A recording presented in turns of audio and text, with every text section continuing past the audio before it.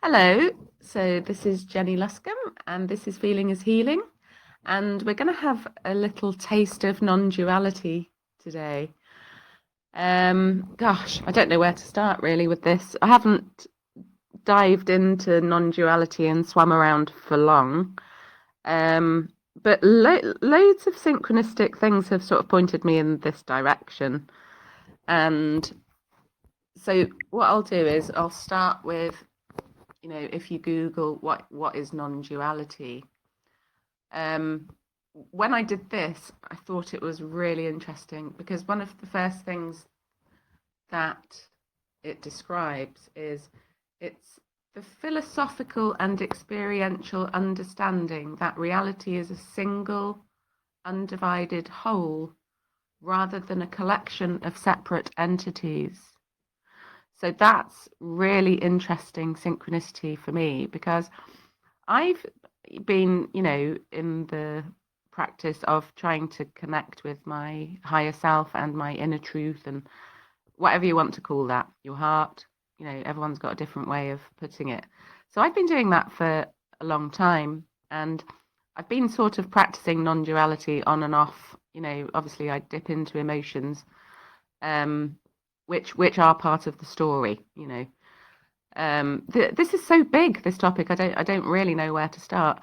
But the thing that I found really interesting about this is that kind of over time, I've come to the conclusion that my true self is part of a collective consciousness, and that it isn't, that I don't have there's a being, like Darryl Anka has Bashar, and Bashar is sort of the representative of the collective that he, his future self or his galactic being or whatever. And I think that my true being is galactic. I think probably most of ours is. Um, but I just found it such interesting synchronicity that I'm exploring non-duality at exactly the same time that I'm exploring like the unification of my selves, because obviously I do a lot of parts work and I rave about it. And I feel very strongly that when we integrate ourselves that have been fragmented in time and space because of difficulties, whatever it is, I've been focusing a lot on that integration to bring myself into wholeness and unity. And it's been a journey that I've been on for about 12 years. So I just found it mind-blowing synchronicity that the definition of non-duality, as I'm starting to properly explore that, is the conclusion that I've come to about my true self. It's so bizarre.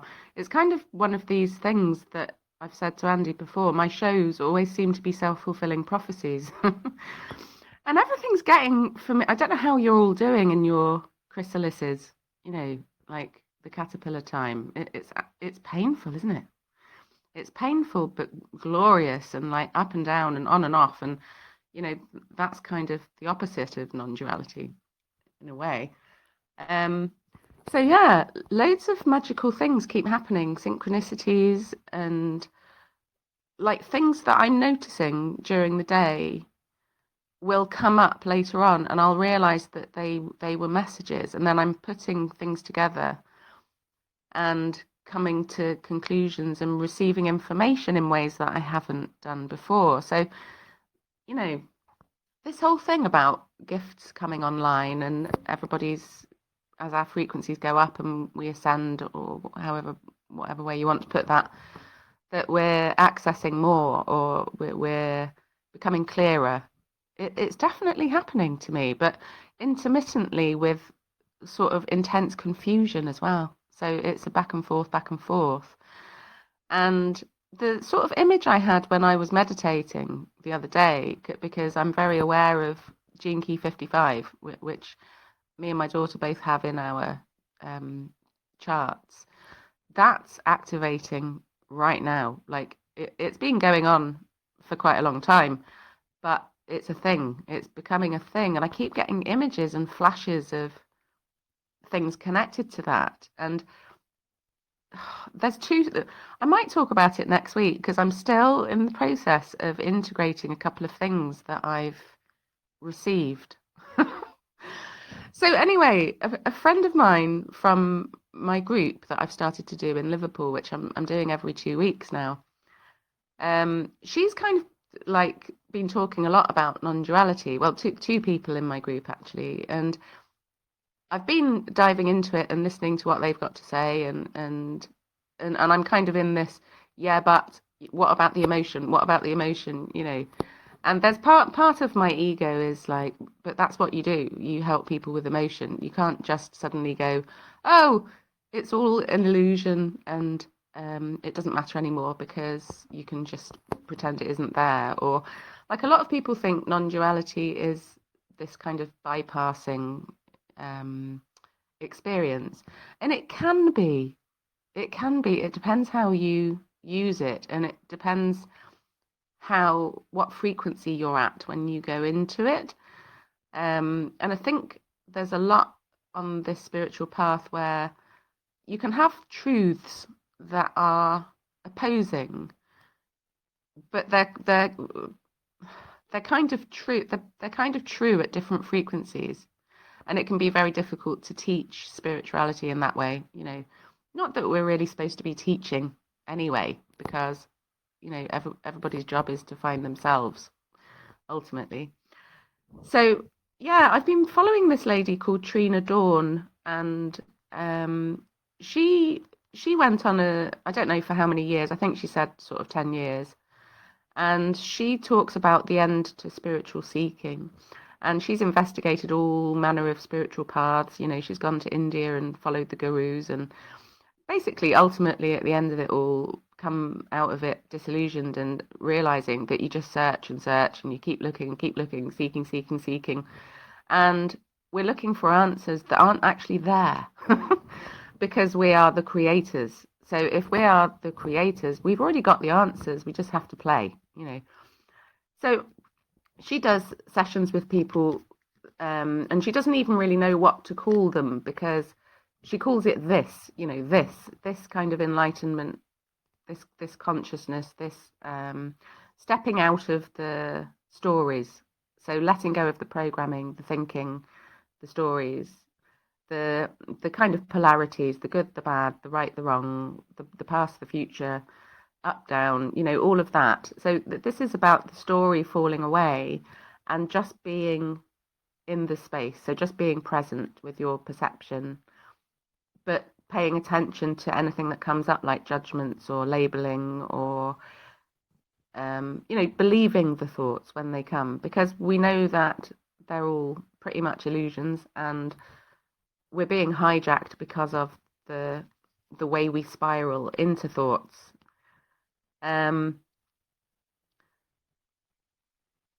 So yeah, I sort of feel like after I've been practicing this for a while, the best way that I can sort of describe the feeling that she's pointing people towards is, you know, when you catch yourself like just sitting and just staring into space, and it's not a thinking space, it's a almost like your brain is just like you're zoning out, that kind of zoning out feeling, and you're just staring into space, and then someone might say, oh, a penny for your thoughts, whatever, and then you think, what was I thinking then? Because they're wondering what I'm thinking because I look thoughtful. And then you realize you weren't thinking anything, but it was actually really nice being there, not thinking anything. And everybody has that experience. And I think, I don't know, I wonder what we're doing when we go into that. I think we're probably resetting or something. It feels like a reset when you come out of it. And you didn't go towards it, it just sort of happened. Like somehow you let go, and then I think your body stepped in and did what it was going to do, what it needed to do. You had to have a little bit of processing. The natural intelligence of the body needed to do something, and you temporarily sort of let go of everything. And then you have this back in the room moment, and you're like, oh, you know, what was I doing? So that's what she's pointing people towards. But if you can get to this, whatever you want to call it, this enlightenment, this space where none of the thoughts bother you, even if they're scary, and even if it seems real, and even if there's intensity connected to all those stories, like rejection or betrayal or shame or danger, something bad's going to happen. So, something always takes me down, or whatever the story is. There's a way of stepping out of it all, but you can still honor your body. So you can still, when a story comes, you can notice the story and you can say to yourself, oh, that old chestnut, there it is again, but you can say to your mind and your subconscious mind, I don't believe in the stories anymore, because there is only now. So she has lots of different ways of pointing people towards this space. And in the journey towards this space, this consciousness, this awareness, this enlightenment, this kind of presence without believing the stories, just being present to receive kind of what's there for you. She has lots of ways of doing that. So I've been sitting with myself for the last couple of weeks on and off, practicing this kind of out of curiosity, but also because I suddenly, looked at my path and thought, oh my God, like, am I teaching people things that are actually going to delay them, as opposed to take them straight there? But I think that it all depends on where you're at, and there isn't one path. There's a gazillion of them, thank goodness, because we're all unique. But for me, anyway, I sort of feel like it's an integrative approach. So because the body has recorded all the stories and all the traumas, and when those things happened, we were pretty much in the 3D world, not kind of being open to the idea that the things that were happening to us were just stories and we were just part of the dream. Like, our body has recorded that. Our nervous systems are, firing away, still holding on to all that stuff. So we still have to do something about that, because however present we are and however much we've nailed down the non-duality experience, our nervous system still need tending to. So you can just let the sensations be there as a result of the stories, but you don't have to identify with the story. So this is something that I already have integrated into my work.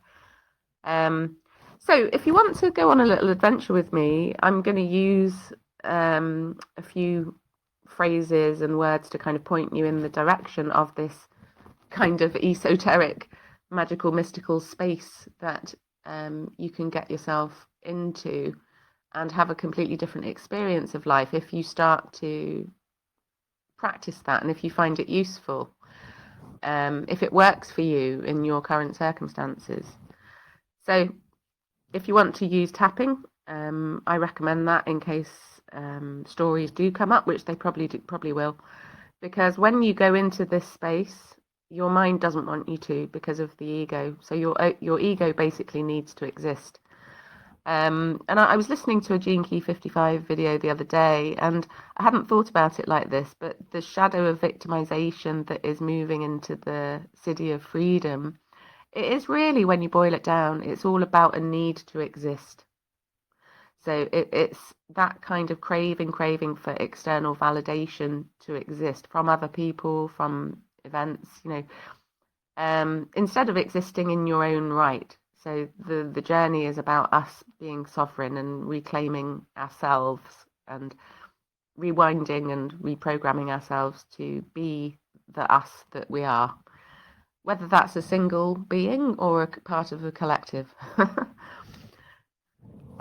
So if you want to tap, I would recommend tapping on your thymus point, and it will enable you to kind of move through this maybe in a bit less of a bumpy way. So the idea of this is to just let go of the thinking, or first of all to notice the thinking. And this is not about stopping the thoughts. Meditation is sometimes about that, although there's lots of different intentions for meditation. So this isn't about stopping the thoughts, because we can't actually. We can for a while, but the thoughts, like we need our egos actually, and we need our thoughts in order to function in the world. We need to keep them, but we can use discernment with our thoughts just like we use discernment with people. So we don't have to stop the thoughts. We have to be aware of the thoughts, and also be aware that our mind wants us to be special. And we are, obviously, all special. But we have a hard time believing that we are, But when the mind is craving that specialness, that can appear in lots of different ways. So it can appear as questions and a need for answers, a need for somebody outside of you to give you permission, So a good question is, what are you without the I right now? So while you're tapping, just be in that space behind your eyes, paying attention to what's happening.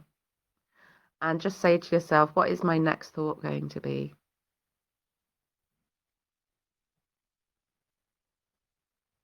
So when you go there, usually you notice that there aren't any thoughts. So try to stay in that. There's no thoughts. Oh, that's weird. Try and stay there. And then imagine that there's no past and there's no future. So where is the I? Where is the I that identifies as your name? So for me, where is Jen? Where's Jen? So just sit with that.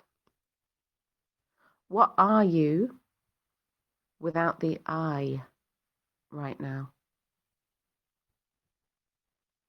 So just imagine that you can't label anything. So anything in your space, the chair, the phone, the plants, the pictures, the sofa. Imagine that you just can't name anything, and you don't have a name. Who are you without your name?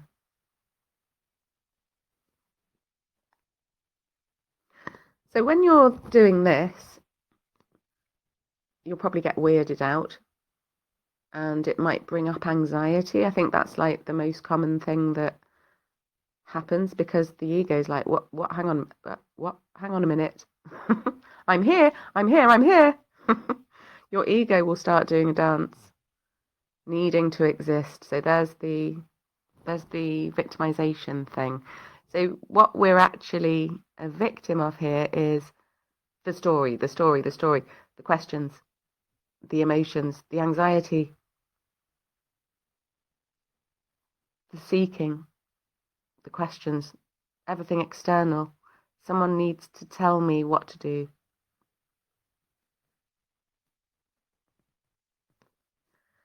So what Trina Dawn is getting at, and there's a bunch of non-duality type people, like Rupert Spira. There's loads out there. Everybody's quite different with it, though. They're basically selling you that actually the real reality isn't any of that. It's not any of the emotion. It isn't any of the thoughts. It's not any of the things. So when you go into that space, you can ask yourself just whatever crazy questions come up. So is there a beginning or an end to this consciousness, this perception, this awareness? And what is it? Is it consciousness? Is this the soul?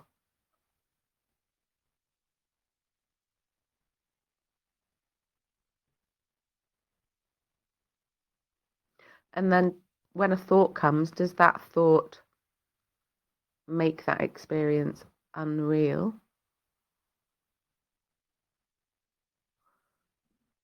because actually it's the thought that's unreal. But normally we believe in that thought, and then we do all sorts of strategizing and trying to make life work because we've had that thought. But what if the thought isn't real, and then we're bending over backwards trying to make life work because we've had that thought? So if you stick with it, you start to see that you have control issues on steroids, and we all do, because we all think it's real. So while I've been exploring this, not believing the thoughts, not having to stop the thoughts, noticing them, and then realizing, okay, my body's generating that thought because I've got that frequency, and then just allowing it to be there, but saying to your mind, I'm not believing that anymore. Thank you for showing me that my body has that thought, but I'm letting my body deal with that. And the more you do it, the more the story falls away. And if you can realize that there's also judgment in there and quite self-abusive thoughts as well, it all starts to fall away when you realize that's a story, everything's a story. So this, in inverted commas, whatever this is, whether it's your soul perceiving, looking through your eyes, whether it's awareness, whether it's consciousness, whatever the title is for that. And there's nothing really there apart from perception and sort of space. So just ask yourself, what is that? Like what is that I am without a past and a future, just in the present moment, not believing the thoughts, not believing the stories, knowing that the emotions are just an old story as well and not the current one.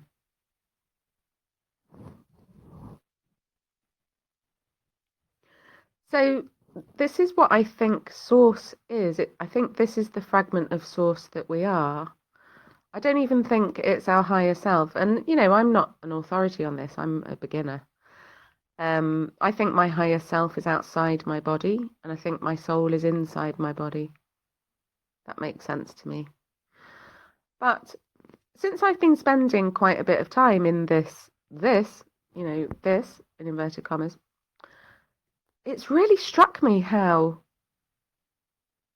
this is the most important thing in existence. This is what they're trying to take us away from. Because from this kind of nothingness, which our ego does not want us to experience, and it is seeing the nothingness as bad as well, like an annihilation. But what if it's good? What if once you get through the feelings of annihilation and the ego stuff, what if you actually land in the reclamation of yourself and the restoration of yourself, the self that you haven't really had access to before?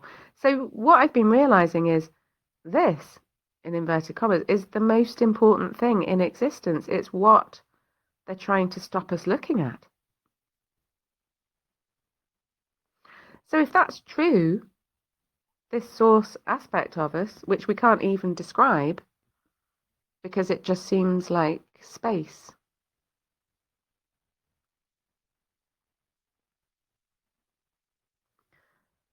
Everything, all the distractions in the world are designed to take us away from this. All the distractions out there don't want us to look at this. That is mind-blowing to me. So why are we not looking?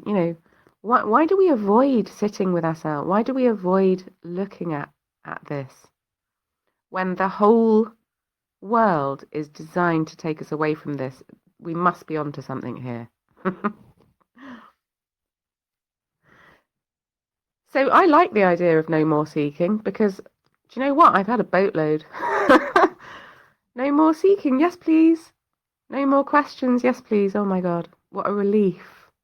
Like, just feel the relief. Oh, right. Fuck it. I don't have to do it anymore. Doesn't that feel good? What if I can learn to stay in this consciousness and just let everything, the chaos happen, let the people project onto you, just send love to them, let the systems collapse, let the things, everything feel dangerous or scary or horrific, like all the terrors and horrors.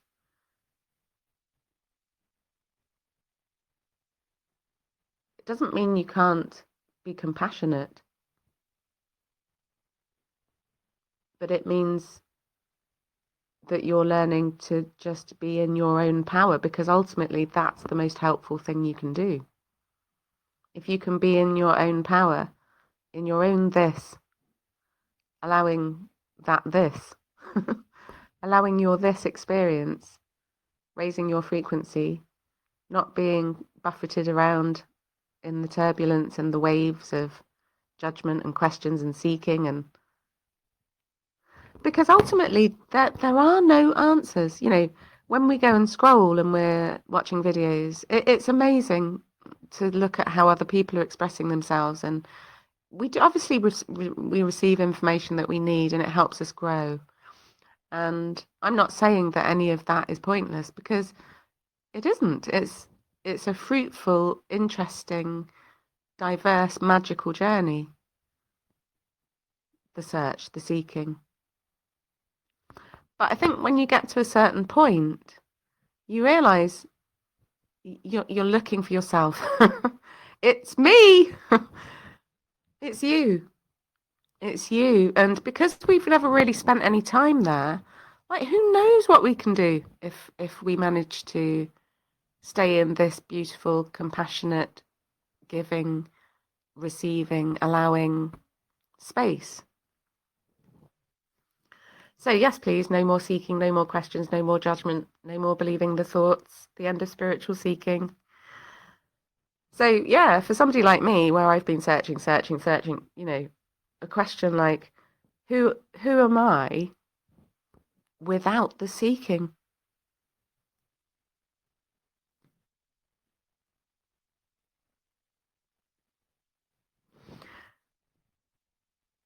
So it does things to your head, all these questions. I'm going through a process of learning to connect with myself, like we all are.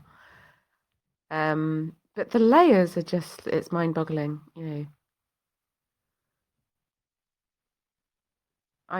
Most of the last 12 years, I've been doing a lot of connecting with emotions and beliefs, which were not me, which I was given, which I didn't have any way of escaping from.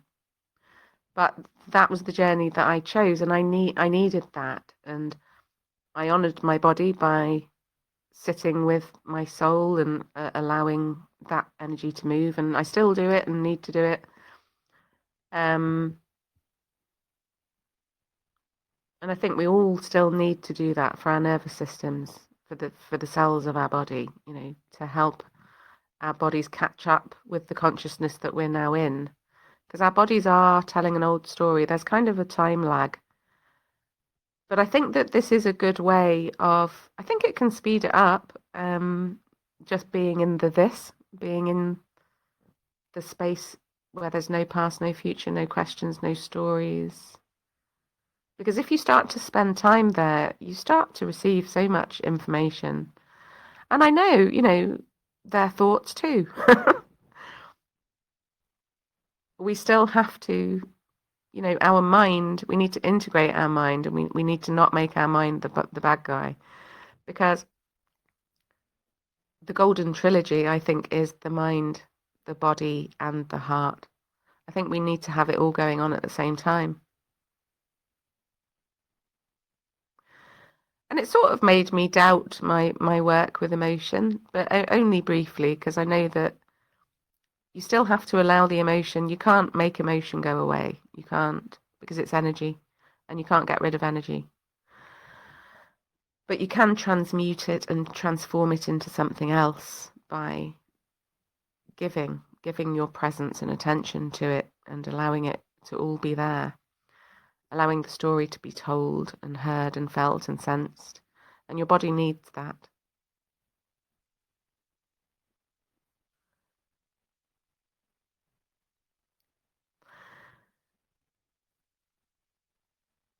Yeah, so we still have to let our bodies feel that stuff.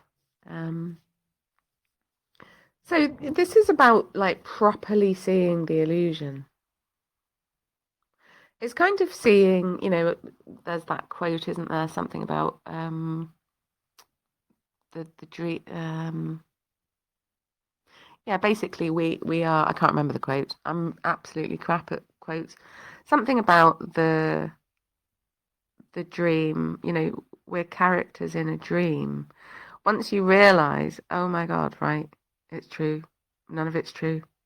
The thoughts, the stories, none of it's true. And then you realize, oh, I am actually just a character in a dream. I'm in a play. And we sort of use that metaphorically a lot on the spiritual path. But we actually are, I was even sort of, my head was going to, it's like honoring the dream. So your body is in the dream too. So the character that is Jen is a character in a dream with that body, with Jen's body. But then if your consciousness can just become the no self or the this, doesn't all the trauma frequency just fall away? I think we have to do a certain amount of healing for our consciousness to sort of even get close to the this. So who am I without the seeking and without the questions? The questions are just thoughts, and there aren't actually any answers, so there's no point asking the questions. But questions are extremely useful at a certain frequency. So if you imagine lots of millions of people out there all starting their spiritual awakening, just beginning to wake up. For those people at that frequency, questions are absolutely game changers, like mind blowing. That's the way, not questioning yourself is obviously quite dangerous, So questions at that frequency are perfect. And questions seemed very useful, to me for a long time, and they still do, depending on what's going on. And it's helped my progress. But I'm sort of in and out of this consciousness or this, whatever you want to call it. It seems like I'm sort of moving in and out, kind of like I'm almost breathing the chrysalis out of the into the new form, So it's like moving out of the needing answers. It's a surrender, ultimately. So when you spend time in this frequency, practicing, staying there, you'll get all these yeah buts. Yeah, but what about this? What about that? What about the kids? What about the job? What about the clients? What about my dreams and ambitions? And you don't have to let go of any of that. You just have to see that from the new space, your reality changes. You become closer to yourself, whatever that self is. You start to receive information that makes sense. You do come out of the confusion, although it's very back and forth. And you probably will get waves of emotion because the ego will struggle with this. So the shoulds will come up. The shoulds, the thoughts, the questions. But if you can just observe them without giving value to them, your mind really does start to calm down. But you will keep getting presented with patterns, patterns of thought, nervous kind of thoughts, worries, safety issues. So what I think it's doing, I've kind of observed myself, and I have quite a lot of sensitivity.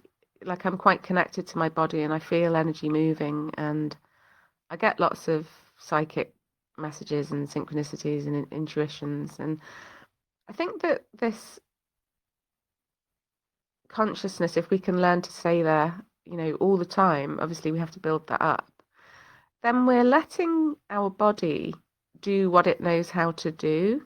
And you can just hand over things to your body. You can just trust your body and say, okay, my source knows what to do. My body intelligence knows what to do. So I don't have to get in the story with that anger. I don't have to get in the story with that shame. I think sometimes you have to get into the story in order to get the sensation and to feel the intensity of it. But I think once you've done that, just see the frequency, feel the sensation. You don't have to keep narrating the story. You realise that you've just been a narrator all your life. You've been narrating like a doomsayer, looking for all the things, difficult things. Your mind's like reaching out to find evidence for why everything's going wrong. But you can flip that. You can notice that that's what your mind's doing. And then you can just say, I'm letting go of that pattern. I'm done with that lesson. I'm choosing expansion from positive thoughts now and through positive experience. So you can just let your body know what to do and learn to trust it. And really, this is it's about integrating all the knowledge, that we've accumulated, but also letting go of it as well, because knowledge is great, but ultimately moving into the integration of that knowledge is wisdom. And wisdom is when you've learned what you needed to learn. Knowledge doesn't really make much difference if you don't apply it. So just notice the feelings that you're getting. You might get sensations of fear or instability. Yeah, buts, what ifs.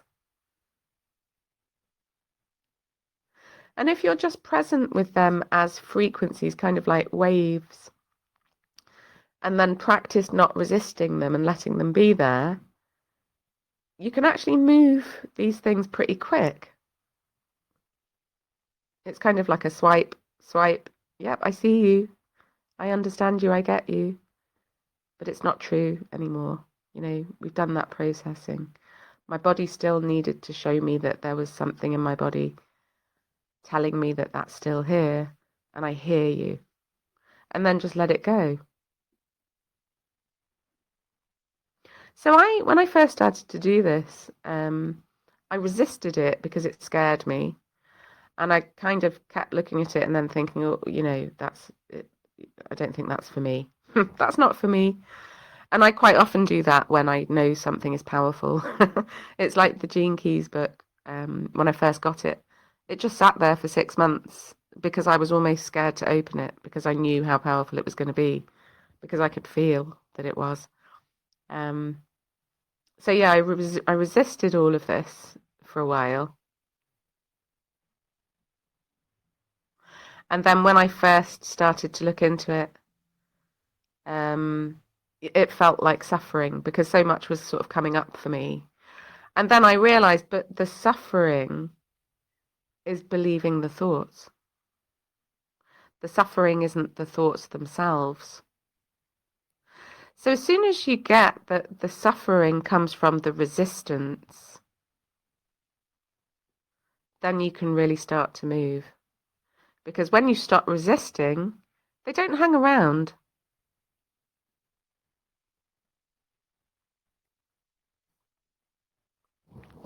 And like since I've been dipping in and out of this, I've noticed loads of changes in myself. So, when I might have tended to have a bit of a scroll and watch things when I could have been getting on with something else that was a bit more productive. Yeah, I've just that I used to be really inspired by. It's just like, oh, it's like there's nothing in it for me, or I sort of see through it, or I find something alternative to that makes more sense. The stuff that I was paying attention to before suddenly seems off, kind of not inspiring in the way that it was. Like there isn't there isn't that craving satisfied feeling because there isn't a craving. It's like it doesn't work. The information doesn't work. I've seen through it. But it's basically the seeking falling away, I think.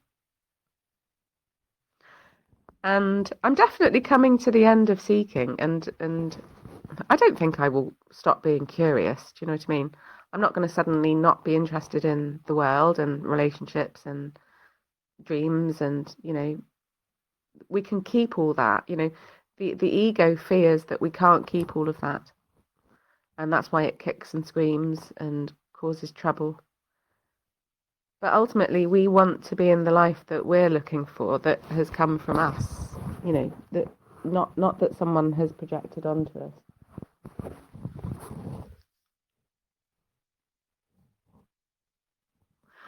So yeah, and it's made me see through my own stories even more because it's making me see myself like I was seeking from the external to fix something or to know something or to get the next answer or what's the next thing I need to do.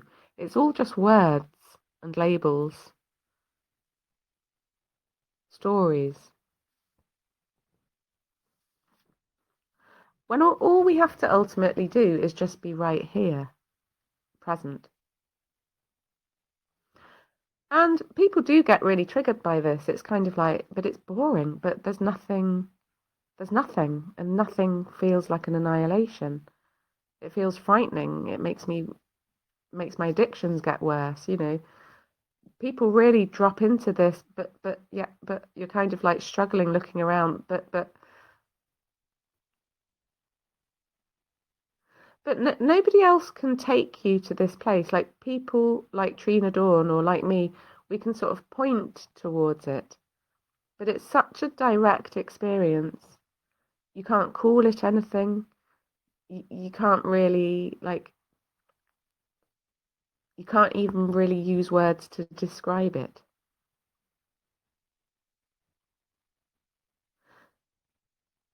And this kind of style of existing, it really resonates with me because I love things that you can't teach someone to do because it makes somebody own it themselves, which ultimately is the way. We can't, nobody can do it for us. This is why I'm always very drawn to other people who direct people back to themselves because that's ultimately what I do as well. And everything that I'm involved with, EFT tapping and the emotion and body code and quantum healing, like everything that I do, people can learn themselves. Like it's quantum healing is just using your imagination, and the emotion and body code is just talking to your subconscious and your body using muscle testing. And EFT tapping, it's just you connecting with your body and your mind and your heart. So this does really appeal to me, and I think I'm going to be doing more of it, but it's definitely a back and forth. It feels like a birth. It feels like the end and the beginning, which is very poignant to these times. So there's a kind of obviousness to it, and it's kind of startling because it's just there. It's you. It's weird how this sight of yourself is it's not the self. It's no self. So it's elusive and it's weird and it's back and forth, and then something will trigger again, and then you'll get the sensation and you'll get the story, and you can just let it be there, but know that it isn't real. It was part of the illusion. And then you don't believe it. And then you feel your body start to respond to that. And you're like, oh, my body is actually listening to me. And you realize that you are actually you're commanding it. You're in control, but you're not in control. You're just handing over control, actually, to your source, but learning to be okay with not being in control. Just noticing. It's like noticing, perceiving.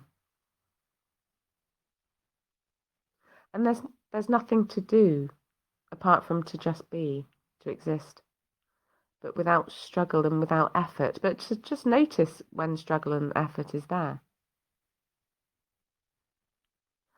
And the nervous system might struggle a bit sort of on this journey because it needs to adapt to new signs of safety. Because, this way of thinking is not what we've been doing all our lives.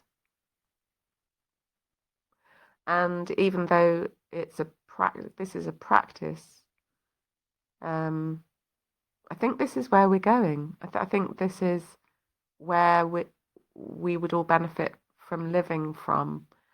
And it's it's so hard to move through it. It's so hard to allow the experience and to properly be in it. I mean, I've sort of devoted quite a bit of time to this, and I've sat on park benches. I do quite a lot of that anyway, trying to understand consciousness and watching people and like the other day I was watching these two pigeons, right? And when pigeons do that sort of kooky, hilarious mating dance, the male is there puffing out his chest and splaying out his tail and bobbing up and down, and he's dancing around, and the female is like, what? Like, get away from me. And I watched a male pigeon doing this the other day, and he was dancing for this female, and she was just like not at all impressed. So I observed her unimpressed, just flying away, like, just get away from me. And I wondered what he would do, and he didn't give a shit. There was another female, and he was in this instant. He just carried on dancing, moved on to the next nearest female. Is she going to look at me? Is she going to be impressed? And this one was a bit more. So I just thought that's a perfect lesson from nature. So as I sat and sort of experienced that in the park, I thought, he was doing all that dancing around, and she buggered off and didn't care, But he didn't have any shame or rejection issues, He didn't feel bad because she was like, back off, leave me alone. He didn't care. He just carried on doing the thing. I want a woman. I want a woman. Here's another one. He was just flowing in the moment of trying to impress women in the pigeon world. He didn't pay attention to the story of the woman who just blanked him. Yeah. So while I was experiencing non-duality and practicing that on a bench, I had a lesson from nature. So he was strutting about, and she just blanked him, and he just moved on, So it's sort of, some of this is like a bit of a sort of apple falling on your head moment. It's like, oh my God, what have I been doing all this time? So it feels like there's nothing to find. It's peace, that's what we're going for here. It's absence of need, absence of answers, absence of needing them, absence of questions, absence of urgency, contentment, presence, isness, whatever that is. So I'm going to keep coming here intentionally to the thoughtless, storyless, questionless place, no past, no future. And I'm going to keep bringing myself back and focusing here. because I feel like it's going to speed up my progress. And I know that I do get very distracted by emotion, and I do go through difficult things that take me down, quite often. But I think that that's because I've had subconscious patterns that are causing me to do that. So I'm going to keep exploring here because it feels exactly what I feel like I need at this time. And I've been pointed towards this very synchronistically. And it's just the thing that makes sense to me at the time. And it seems a bit of an anomaly saying, oh, stop seeking. But then me saying, oh, this is amazing. Like, you need to go do this thing. Like, nothing makes sense, does it? Like, everything's doesn't make sense. Words don't make sense, but you need words to express yourself. Yeah, so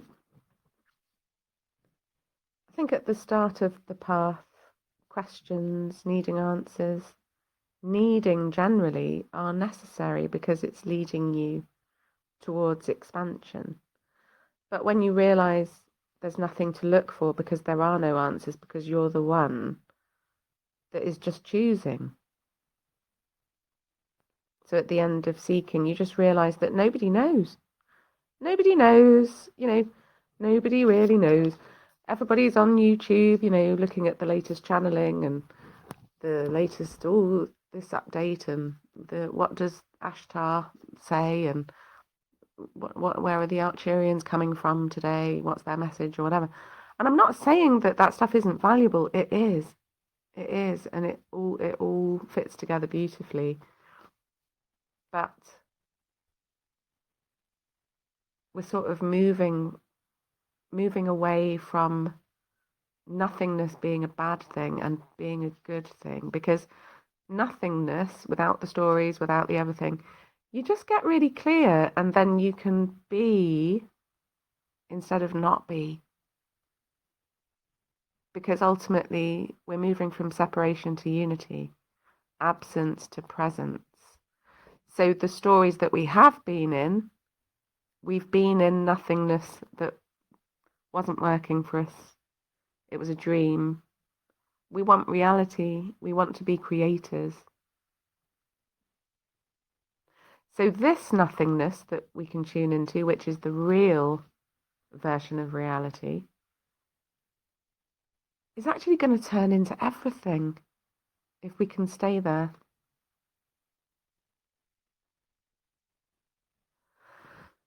So if any of you out there are having that experience of kind of chronically needing answers from the external, I need to know what to do. I need to understand what I'm in. Jen, there's so many things I could say to you right now. But the one thing is definitely keep going, because you've just turned a point. And many people will have heard me say on holistic radio, break the shackles that bind. Yeah. And I say it for a reason, because we are bound to those shackles, whether it's money, religion, politics, soap operas, football. We've been sucked back in to that place where we don't need to be. And it's difficult. But once you see it, which you just have, you've just took and nearly an hour telling us this. Once you see it, you can't unsee it. Yeah. Keep going, because you are surrounded. We are all surrounded by thousands and thousands of people that will suck us back in. Yeah. And will tell you that you're doing it wrong. Oh, no, you've got to come back in. No, you've got to go to church. No, you've got to believe in Jesus. You've got to do this. You've got to do that. You've got to, you got to go to football. What do you mean you don't watch soap opera? That is what you've just described about today in your show. That once you wake up to that, it all makes perfect sense. God, it really does. Yeah. I mean, it's so projection is a thing that people find really hard to understand. But ultimately, everything is that. Everybody thinks that everybody else needs what they are interested in, or Mm. everybody's so sort of self-serving and selfish and kind of narcissistic. But we're And born into it, and we don't have a choice when we're born into our families, and we are then imprinted on with their views and values. It takes a very, very strong individual to break free from that, because we're conditioned to accept it as the normal. And yeah, anything that's outside of the normal is, oh no, you can't do that. Oh, what do you yeah, mean? yeah, So yeah, once you realize it, once those pennies start dropping, there's no going back, and you start seeing the world in a completely different way. And yeah. yeah, you're describing things that have happened to me over my years, and I think you've got to have the fun, because it is a game. We are, and again, you'll have heard me say it's all entertainment. Mm. And it is all entertainment. It really, really is. Yeah, it's hard, isn't it? And sometimes it's shit entertainment, but sometimes it's blissful entertainment. Sometimes it's not good entertainment. Sometimes it's crap. But then you go and do something else, and then you make it change. You are the creator. You are the person. You are the single one individual person that creates your reality. Nobody else. Yeah, and it's ultimately what I think is happening is that the nervous system registers that, okay, I'm going to do it differently to my family. I'm not going to do the religion or the thing that they said that you had to do to stay safe or whatever. So when you step out of that and you go off and you do your thing and they reject you or however that goes, or they just judge you or whatever it is, your nervous system registers that as death. Mm. It's And death. again, it's the same thing I've said before. Learn from the past. Don't Mm, live in it. yeah. Learn from your past. Mm, Don't live in your past. Learn from your family's past. Don't live in it. Learn from your community's past, but don't live in it. yeah. Yeah. Live in the now. Live for now. Learn from the past for now to create a better tomorrow. Yeah, that's the thing. That's the thing. And there's so much confusion around it. There's so much like I think what we've been doing mainly the most on this path is asking ourselves what do I need to do? What do I need to do? But you're asking what do I need to do not from the place of I, Break the me. shackles. Break the shackles. Yeah. What Break those should I do? conditions. Yeah. Yeah. Break the conditioning. Break the brainwashing from religion, from politics, from everything. Yeah, because we ask, what do I need to do? I don't know what to do. But when we're asking the question, what do I need to do? We're actually saying to ourselves, what should I do? What do other people think I should do? Like, how could what I do be accepted by other people? Or Yeah. how can what I choose be appropriate And for others? And, you and said it earlier on as well, when you were saying when you want to do something and then the people around you turn around to you and say, well, what are you doing that for? You need to be doing this, you need to be doing that, and you get sucked back in. yeah, you do get sucked back in because you'll feel that pang in your body, and it's like, oh, they think I'm an idiot, or I feel kind of like I feel some sort of bad in my body because I just wasn't accepted there. But that's the fear of death again coming up, isn't it? It's like, oh, if my brother or sister here doesn't accept my choice or my decision, I'm dead. And then Well, there's all that conditioning from everywhere, like past lives, crucifixion, whatever it is that we've been through. but Is again, that's part of it. That is the bullshit. That is the crap that sucks you back in. And once you let go of that, it all makes perfect sense then, and you see it for what it is. yeah, yeah. God, it's mad. It's mad, isn't it? It's mad. So I think I'm pretty much getting there, coming to an. I don't know if I've probably just rambled and not made a lot of sense Oh because no, you've made a hell of a lot of sense. I'm going to shut up now, just in case anybody else wants to jump in. Anybody else out there want to have a bit of a conflab with Jen? I'll jump in, Jen. The place you consider singularity, I do not consider it singularity. I just consider it the still place within. So it's all part of who I am, but it's a place where you can go where there's no thought or no emotion, nothing. It's just a place of silence that you can achieve through types of yoga or meditation, things like that. But I originally used what's that called? Kriya Yoga. Kriya Yoga to develop that place of stillness. It's yogic breathing. It's just focused breathing. But and learning about chakras and grounding and energy. I think singularity or unity consciousness is where we probably have to go, because we all want to go in the same direction instead of this polarity that tears us apart and divides us all the time. But we live in a world of duality, and I think the only singularity we have is with our quantum connection with all that is. Yeah, it's funny because I was just about to say that in a way, like it's weird how at first you can perceive that space as this nothingness, and that's a bad thing. It's like, oh, my ego's dying. What I don't know what to do. This nothingness. I can't survive. I need. But then once you spend a bit of time there, you just go into completely the opposite experience and realize it's kind of a case of I am the universe. I am all of it, and the nothingness becomes everything. It's like a really weird thing, because there's nail on the head there. Nail on the head right there. It's a subtle thing, and it's subtle, but it's like immense at the same time. Like, what? I was Jen, I was led to the Kybalion when you talked singularity, but this phrase came up. What is above is like what is below, and what is below is like what is above, to enact the wonders of the one thing. So there's your unity right there. One thing. Yeah. It's mind-boggling to me.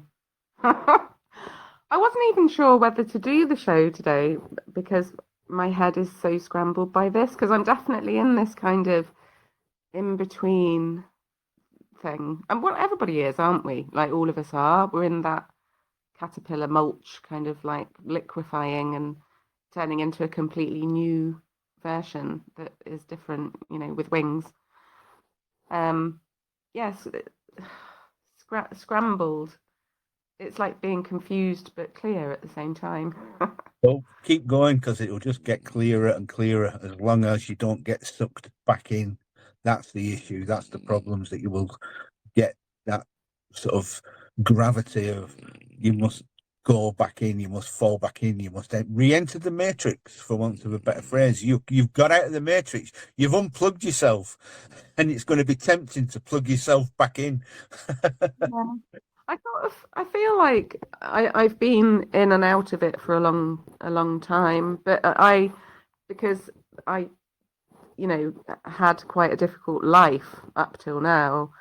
That's been the thing for me, that they're just falling back into triggers, and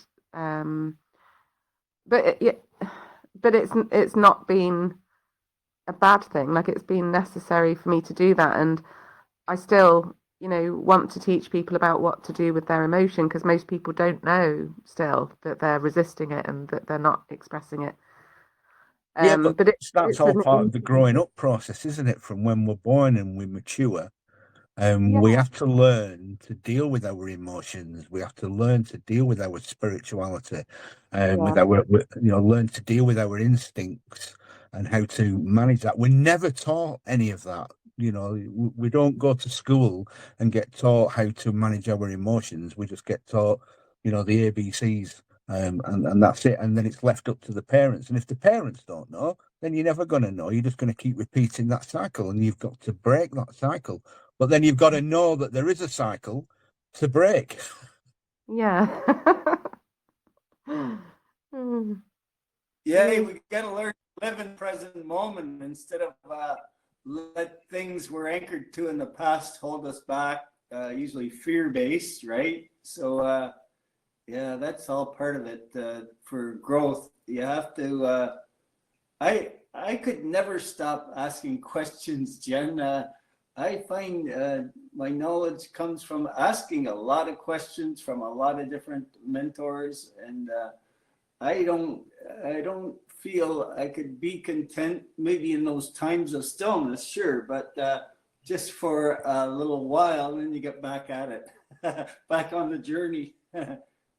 Yeah, I know what you mean, Kevin, because I'm insatiably curious, and I always have been, and I don't want to let go of questions as such, but I'm seeing that to everything there's a light and a dark side. There's sort of getting carried away by needing an answer, needing an answer from someone else, and then realizing when you get that answer from someone else that it might not be correct, or it might sidetrack you, or it might not be kind of what you're looking for, but ultimately that nobody knows.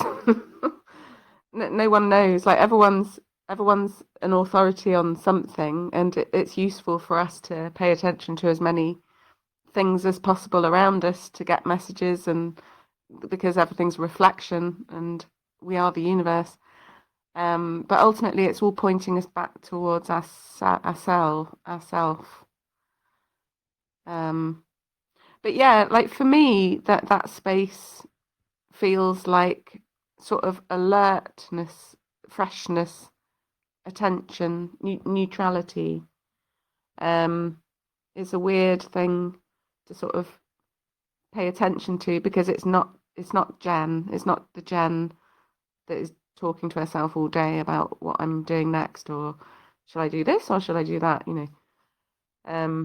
Yeah, it's a kind of interesting. Yeah, but that's the you. That's the avatar. You. That's Yeah. you existing within the matrix, existing within the things that want to distract you, that is pulling you out and away from the you, the now, like you was explaining and describing earlier. All those things are the distraction. Everything physical in the material world is the distraction. Yeah, it is. It's so shocking. And that realization I had when I thought, oh my God, like everything is designed to distract us away from this. I suddenly thought that made me dig my heels in then and go, right, what's this? What is this? What is this? If everything's designed to take us away from this, then I'm here for this. I'm But here. this is everything. This is everything. And Yeah. if you seek it from within, right, that's where everything is within. It's not in the without. It's not in the material world. It's not in religion. It's not in money. It's not in politics. It's not in going to work. It's not in getting a mortgage. That is all the distraction. That's the bullshit that wants to drag you out and away from this, because this is all powerful. Oh, it just makes me laugh. It makes me laugh how nothingness can be everything. I mean, I've been sort of looking at the contradictions on the spiritual path for years, laughing at it, going, "What? Okay, so it's true from there. It's true from that perspective, but from over there, it's not true." It's like when someone says, teachers of presence, that ultimately that's all there is, but you still have to take action, and then other people are saying you have to take actions and forget about the presence, like that's not important anymore. You have to have both, and you still have to exist in the world, and it's up to you how you are going to handle that, how you're going to manage it. Yeah, but once you've poked the hole in the box that you've been enclosed within, and the light comes through, then you realise that, yeah, you still live inside the box, but you know now that there is a path that you can follow.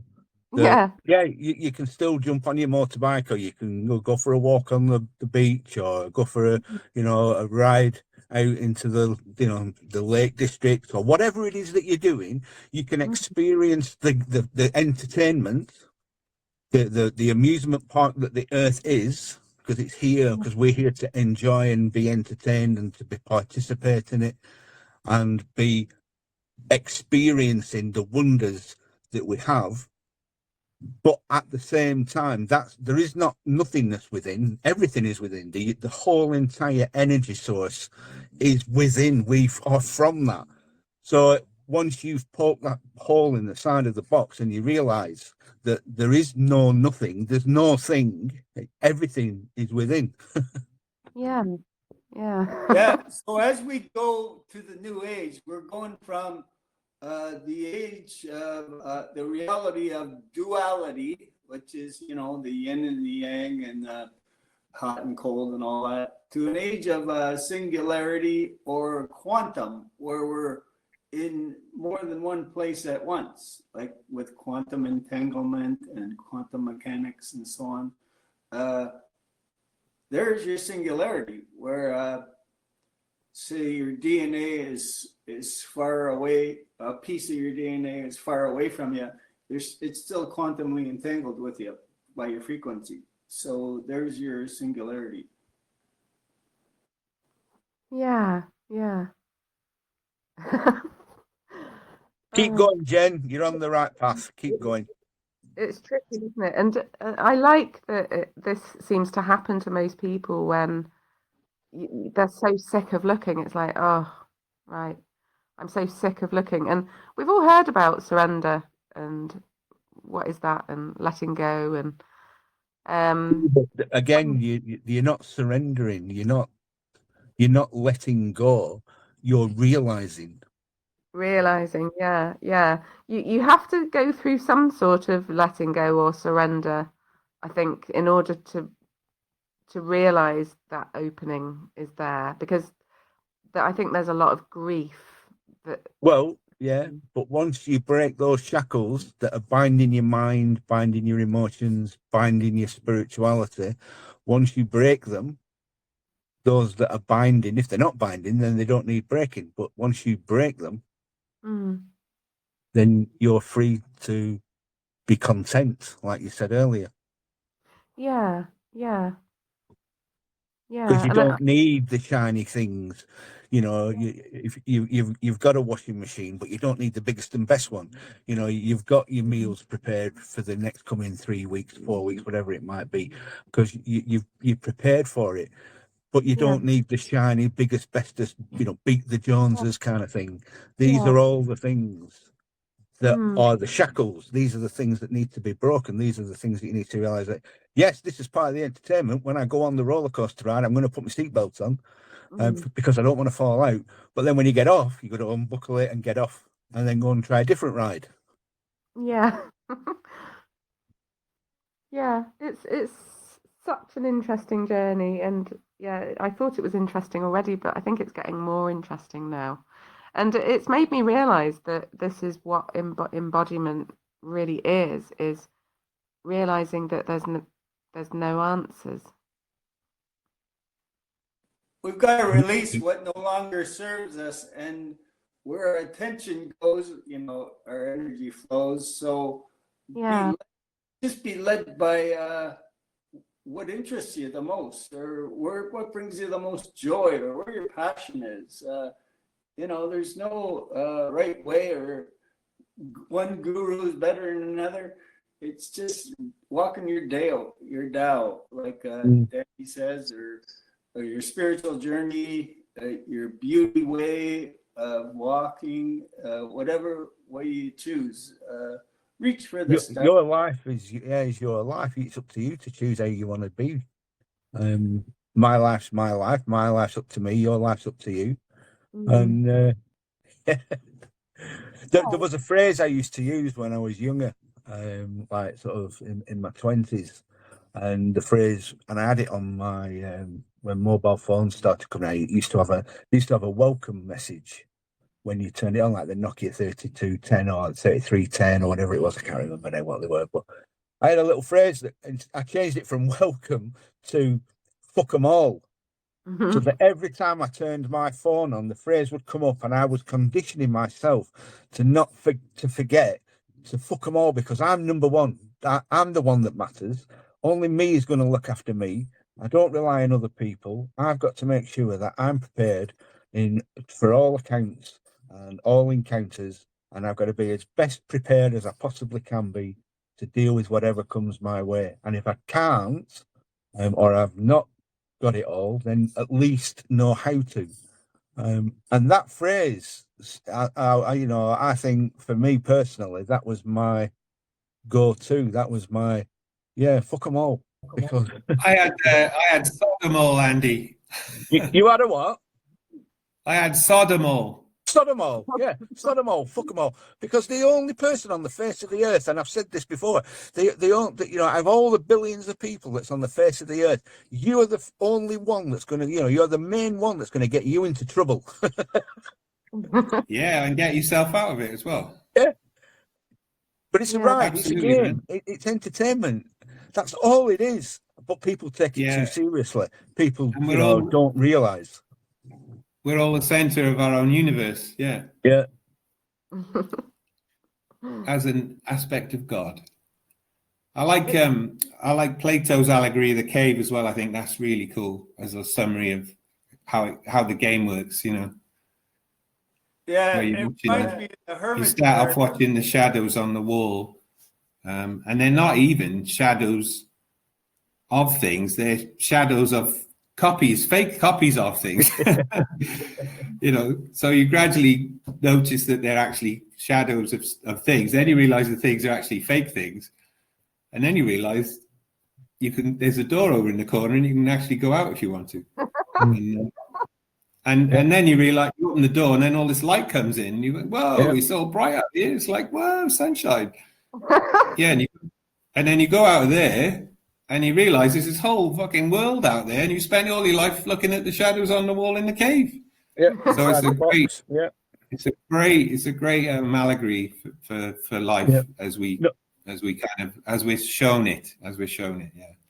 And then of course you come back in and you go to the rest of your mates who are still watching the shadows and you go, guys, they're just shadows. They're just fake. They want you to come back in. Yeah. And they go, fuck off, you bastard. I'm enjoying watching the shadows. Leave me alone. Come back in and put the blinders on again.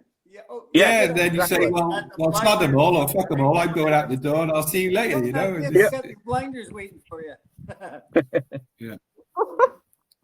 No God, no gods, no savior. Just you and the universe. The rest is entertainment. Yeah. So if you want to check that out more, just search for Plato's allegory of the cave if you haven't come across it before. It's really, really cool. And just like Andy says, just look inside. All the answers are inside. Yep. And it's not nothing. So, Jen, we're at 6:20, and I know we could go on for at least another hour or two with this, but it is your show. Do you want to give us a few final words, and then we can wrap up the recording? My few final words is that words don't have the answer. So the words, the stories, the questions. I don't know what my final words. I don't feel very eloquent right now because the words don't make sense. But yeah, I'm enjoying this journey, and it's interesting, kind of knitting together old reality and new reality, and basically integrating, which I think is wisdom. Realizing that all the knowledge and everything is fine. Like Andy says, it's entertainment. But the wisdom is to sort of give yourself a break and let yourself exist, and try to let go of the craving to exist, the need to exist, because when you were in that craving to exist, you were wanting to exist in a place that wasn't real. It was a dream. But yeah, I'm excited about creating reality now that I feel that I understand it a bit more. But yeah, it will just keep flowing, and I'm enjoying it. So thank you everybody for listening. I hope you enjoyed that. And who knows what I'll be talking about next week, but I'll be here nonetheless next Monday at 5. So thanks everybody for listening.